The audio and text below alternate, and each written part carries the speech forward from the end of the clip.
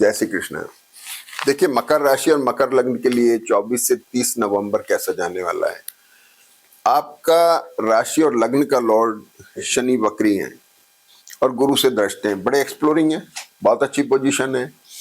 और सबसे बड़ी चीज क्या है कि लग्न और राशि पे गुरु की दृष्टि है, गुरु बहुत अच्छी पोजीशन पे है, यानी आपकी जन्मपत्री अच्छे मोड में है। बुध और शुक्र आपके प्रोफेशन को स्टेबल मोड में ला रहे हैं धीरे धीरे। आपकी अपनी जन्मपत्री पर निर्भर करेगा, अगर वो अच्छी चल रही है तो आपके लिए अच्छी अपॉर्चुनिटी आ रही है। जो लोग नौकरी बदलना चाहते हैं उनके लिए, या फिर जिन लोगों के बिजनेस में जो लोग हैं वो लोग भी कुछ अच्छे टाई अप कर सकते हैं। ये बुध शुक्र का कॉम्बिनेशन बड़ा लग्जरी कॉम्बिनेशन है, बड़ा ग्लैमरस कॉम्बिनेशन है। तो जो है अब से लेके आगे तक ये कुछ लग्जरी और ग्लैमरस चीजों की तरफ ही जा रही है, क्योंकि इस वीक में शुक्र भी अपनी राशि बदलेंगे 27 तारीख के बाद, तो फिर वो मंगल के साथ आ जाएंगे, फिर वो लग्जरी और उसका कॉम्बिनेशन हो गया। लेकिन यहाँ पर एक खास बात क्या है कि बुध शुक्र दशम में है, प्रोफेशन, बिजनेस रिलेशनशिप, आपके मैरिटल रिलेशनशिप, इन सबके लिए बहुत अच्छा है। लेकिन इसके डिग्री पास में होने की वजह से थोड़ा कफ, कोल्ड, टूथ प्रॉब्लम का ध्यान में रखना है और इन चीजों से बचने की जरूरत है। जिनकी टेंडेंसी है, बड़े बुजुर्ग हैं, उनको ध्यान रखना है, क्योंकि अब सर्दी का मौसम भी बढ़ रहा है, ग्रह भी कर रहे हैं, तो आपको थोड़ा केयरफुल रहना है। मंगल सूर्य का कॉम्बिनेशन वृश्चिक राशि में बहुत अच्छा है। देखिए, वृश्चिक राशि इस समय बहुत एक्सप्लोरिंग मोड में है, पिछले वीक में भी थी और इस आगे भी है। एक तो क्या है कि इस पर गुरु की दृष्टि है, ये एक बहुत अच्छा साइन है। दूसरी बात, इसके नक्षत्र बहुत अच्छे हैं और शुक्र जब बदलेंगे राशि 27 तारीख को तो और ज्यादा पावरफुल हो जाएगी। तो आपके लाभ स्थान का लॉर्ड जो है ये हुआ। और सबसे बड़ी चीज क्या है कि वृश्चिक राशि की दृष्टि मेष राशि पर होती है, तो आपको ये एसेट भी क्रिएट करा रहे हैं। लेकिन भाई ध्यान रखने की बात है, 6 दिसंबर के बाद में गुरु वापस मिथुन में आएंगे, यानी लाइबिलिटीज तो बढ़ रही हैं, 100% आप लाइबिलिटीज बढ़ा रहे हैं और इन्वेस्टमेंट कर रहे हैं, एसेट में इन्वेस्टमेंट कर रहे हैं, ये इससे दिखाई दे रहा है। अब मंगल सूर्य पंचम भाव पे दृष्टि है, तो आपको एग्रेसिव नहीं होना है, किसी भी काम को करने में केयरफुल होकर ध्यान से काम करना है। एग्रेशन में जरूरत से बड़ा कदम उठा गए और लायबिलिटीज ज्यादा बढ़ जाए, वो भी ठीक बात नहीं है। तो राहु सेकंड हाउस में मेष नवांश में चल रहे हैं। राहु की दृष्टि 6ठे और 8वें दोनों स्थान पर है। पेट से संबंधित समस्या का ध्यान रखना है, डायरिया होना, कॉन्स्टिपेशन होना, इसका आपको ध्यान रखना है। अब इस राशि में सूर्य जो है इस बार वीक में वर्गोत्तम में आ रहे हैं।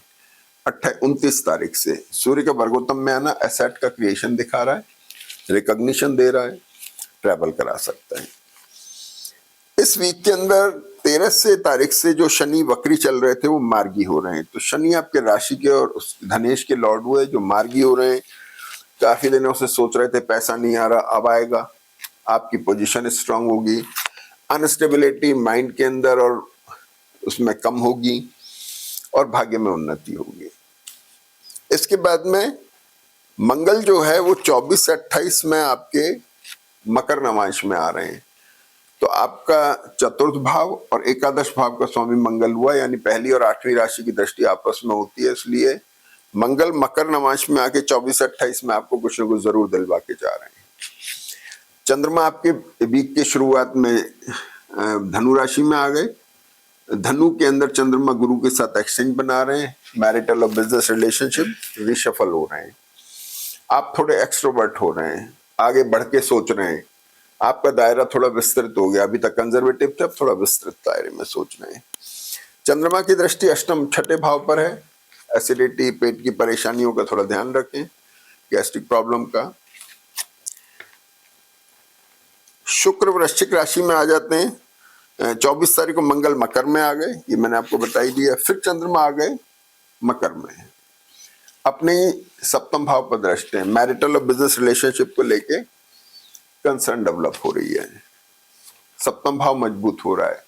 जहां बिजनेस के अंदर रिलेशनशिप, नए टाई अप्स, कॉन्ट्रैक्ट पे प्रति चिंता सी थी, उसकी तरफ थोड़ी स्टेबिलिटी सी जाती दिख रही है। इसी तरह मैरिटल पार्ट पे जो लोग अपने लिए अपना प्रपोजल देख रहे थे उनके लिए भी स्टेबल पार्ट पर है।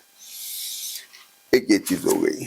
और इस मकर राशि के चंद्रमा में ही सबसे खास बात ये हो रही है कि चंद्रमा वर्गोत्तम में है सुबह 11 बजे तक 25 तारीख को। अब आ जाते हैं चंद्रमा कुंभ राशि में। जब आ रहे हैं राहु के साथ चंद्रमा लास्ट के दिन थोड़ा स्ट्रेस देते हैं, लेकिन खास बात यह है कि चंद्रमा 28 तारीख को दिन में पौने 3 से लेकर रात को 9 बजे तक लगभग वर्गोत्तम में, ये आपको मदद करेंगे।